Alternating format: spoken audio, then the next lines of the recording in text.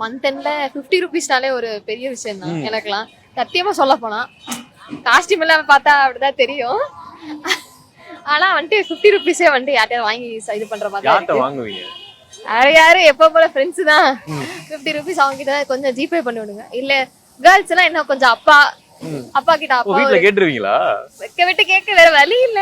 Month எண்டாலே அதனால அப்பா கிட்ட கால் பண்ணி கேட்பேன், 50 ருபீஸ் போட்டு விடுங்கப்பான்னு. அது கரெக்டா கடையில போய் தான் கேட்பேன். ஏன்னா அங்க வேற வழி இல்ல, பிள்ளை இதா அப்படின்னு சொல்லிட்டு கரெக்டா கடையில போய் அப்பா ஒரு ஜிபே பண்ணி விடுங்க, ஜிபே பண்ணி விட்டுருவாங்க அப்பா. வாங்குற சம்பளம் வந்து மாசத்துல எத்தனாவது தேதி வரைக்கும் கையில 1ஆம் தேதியே காலியாயிரும் எனக்குலாம்.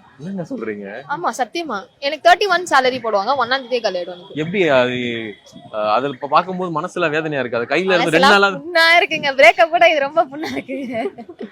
கையிலே பாத்துட்டு இருக்கணும் ஆசை இருக்காது. அக்கௌண்ட்ல இவ்வளவு காசு இருக்கு அப்படின்லாம் எனக்கும் ஆசையா தான் இருக்கு. வந்த உடனே அப்படியே எல்லாம் போயிடுது.